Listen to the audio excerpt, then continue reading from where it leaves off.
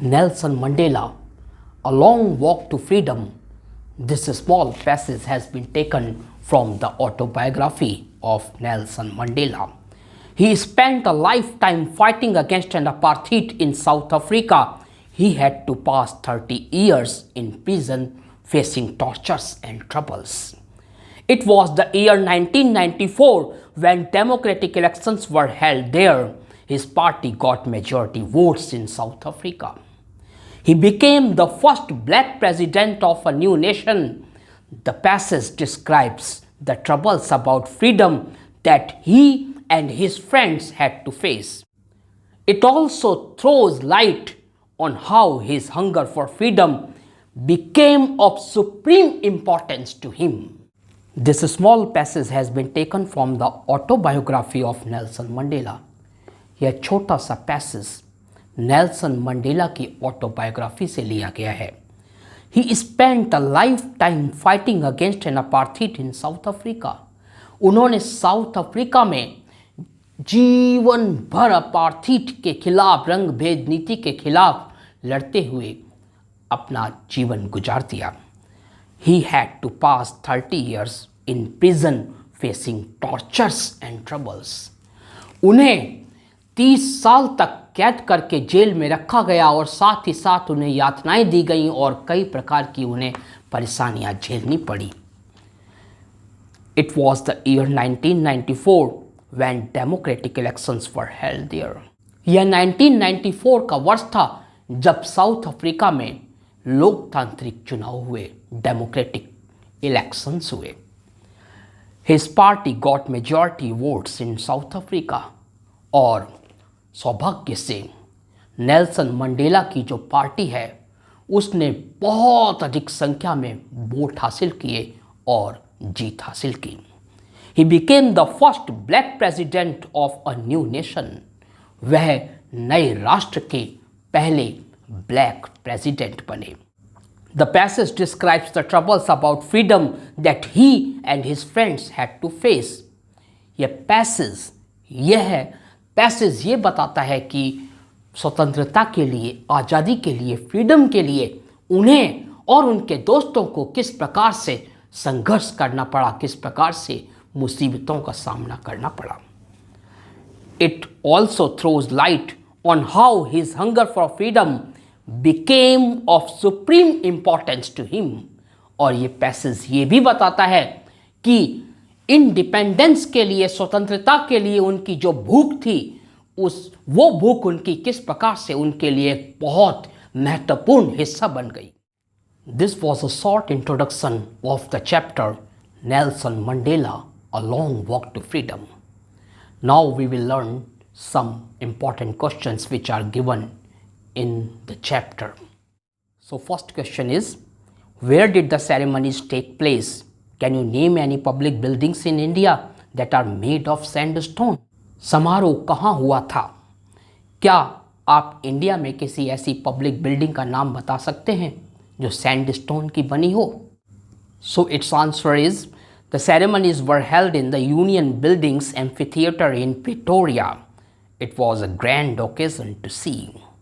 In India, we have many public buildings made of sandstone. For example, Red Fort of Delhi. Next question is, can you say how 10th May is an autumn day in South Africa? क्या आप बता सकते हैं कि कैसे 10th May south Africa में एक autumn day होता है? In South Africa, 10th May is an autumn day. On this day, the people were free from all discriminations of color and race. Further, in the autumn, old leaves fall from the tree and give birth to new ones. In the same way, all racial differences were over in South Africa. There was a new birth of democracy. 10th May का दिन south Africa में autumn day के रूप में माना जाता है क्योंकि 10th May का दिन ही वो दिन था जिस दिन साउथ अफ्रीका के लोग जातीय भेदभाव, रंग भेद की नीति से अपने आप को मुक्त करा पाए थे. Further, in autumn, old leaves fall from the tree and give birth to new ones. और ऑटम में क्या होता है?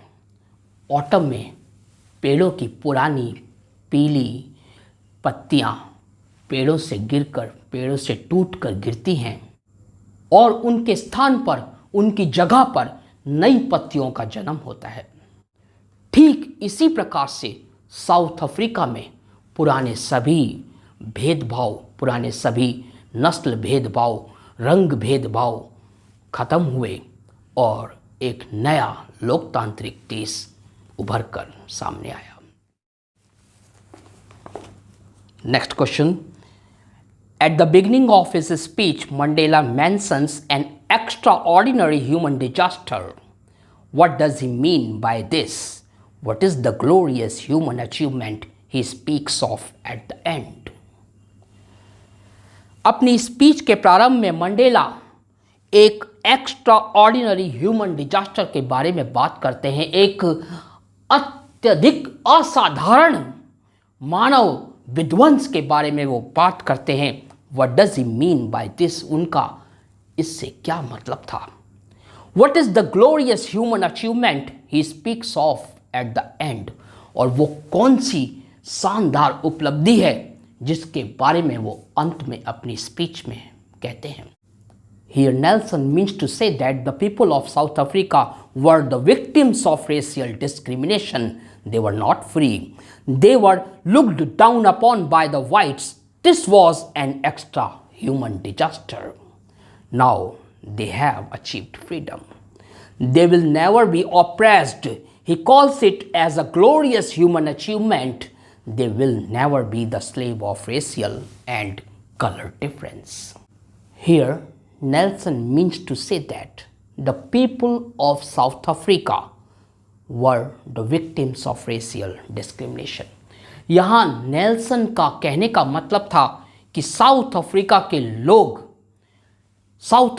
लोग जातीय भेदभाव, रंग भेद की नीति, इन सब चीज़ों से ग्रसित थे। ये सारी चीज़ें उनके लिए एक गुलामी की जंजीर के समान थी। दे वर नॉट फ्री, वे स्वतंत्र नहीं थे। They were looked down upon by the whites, और उन्हें वाइट्स लोगों के द्वारा, गोरे लोगों के द्वारा हे दृष्टि से, नीची दृष्टि से, घृणा की दृष्टि से देखा जाता था। This was an extra ordinary human disaster, और यही एक अत्यंत असाधारण मानव का विध्वंस था कि मनुष्य मनुष्य से घृणा कर रहा था। Now they have achieved freedom, परंतु अब वे आज़ादी प्राप्त कर चुके हैं। They will never be oppressed, अब उन्हें कभी दोबारा कुचला नहीं जा सकता, अब उन्हें कभी दोबारा दबाया नहीं जा सकता। He calls it as a glorious human achievement, और इसी बात को वो एक ग्लोरियस ह्यूमन अचीवमेंट के रूप में कहते हैं कि यही एक ग्लोरियस ह्यूमन अचीवमेंट है, यही एक शानदार, एक अद्भुत मानव की उपलब्धि है। They will never be the slave of racial and color difference. अब उनके साथ फिर कभी दोबारा रंग भेद जैसा भेदभाव नहीं होगा और कभी भी वे नस्ल भेदभाव से पीड़ित नहीं होंगे। Next question. What does Mandela thank the international leaders for? Mandela अंतर्राष्ट्रीय लीडर्स को किस बात के लिए धन्यवाद, किस बात के लिए शुक्रिया प्रदान करते हैं? Nelson Mandela thanks the international leaders since they have helped the people of south Africa. They have come in taking position of a common victory for justice, for piece and for human dignity. Nelson Mandela अंतर्राष्ट्रीय leaders को धन्यवाद देते हैं कि वे आए और उन्होंने south Africa के लोगों की मदद की। They have come in taking position of a common victory for justice. वे न्याय की एक साधारण सी विजय के लिए और उसको उसका अधिकार दिलाने के लिए वे आए। फॉर पीस, शांति के लिए उन्होंने उनका साथ दिया। एंड फॉर ह्यूमन डिग्निटी, और मानव के मान सम्मान, मानव की प्रतिष्ठा के लिए वे आगे खड़े हुए और साउथ अफ्रीका के लोगों का साथ दिया।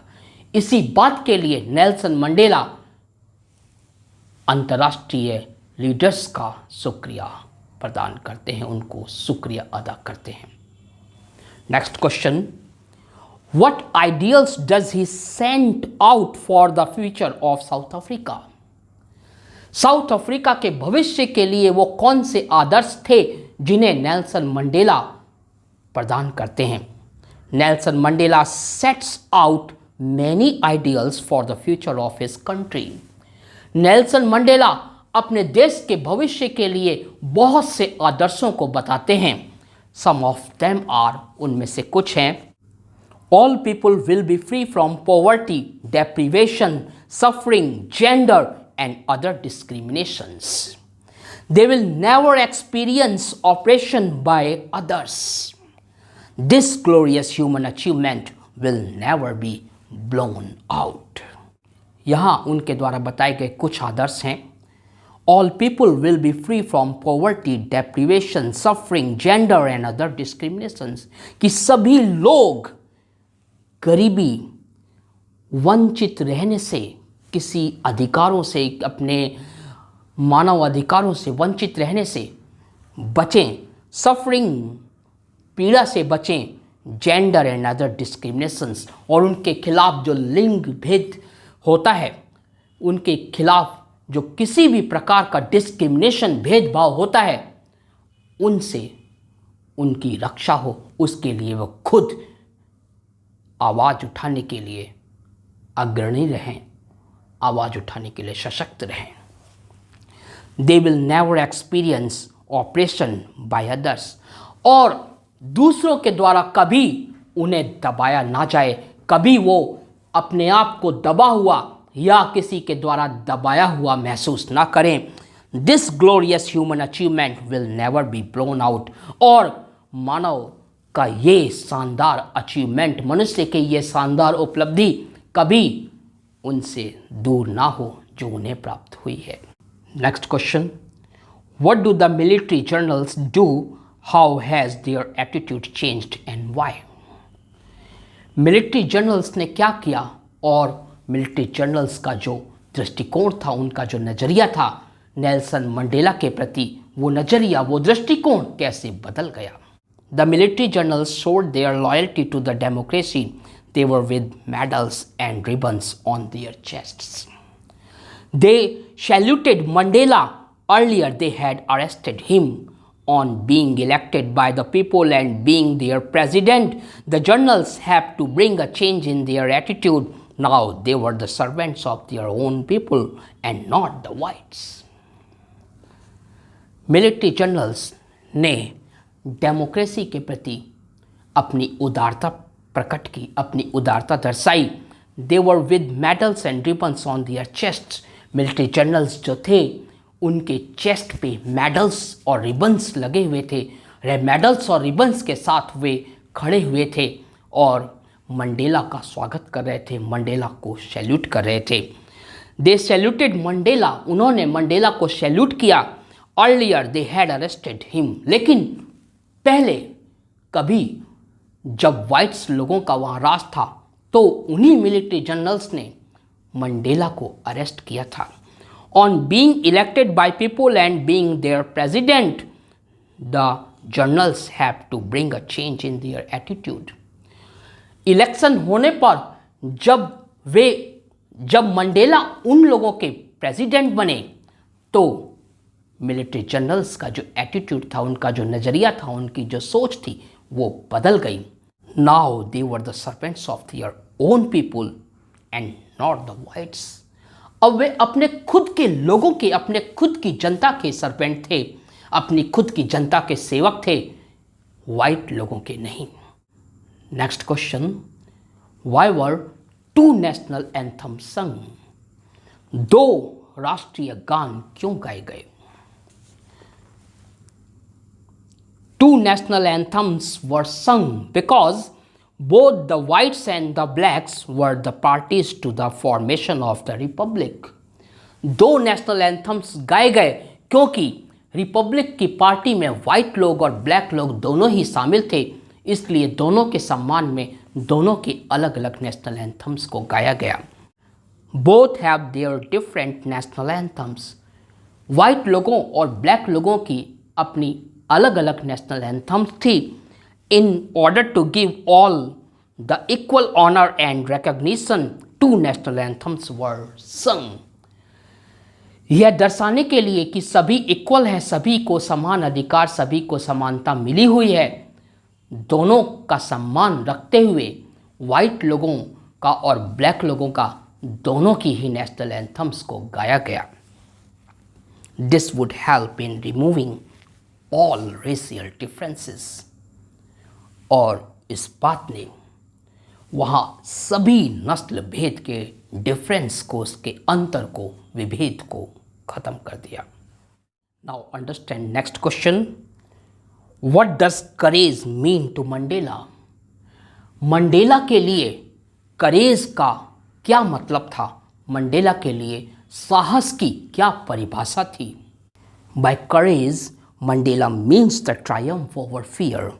A brave man is not he who does not feel afraid, but he who conquers fear. Mandela की दृष्टि में करेज का मतलब था भय पर विजय प्राप्त करना। मंडेला एक साहसी व्यक्ति उसको नहीं कहते हैं जिसको डर नहीं लगता।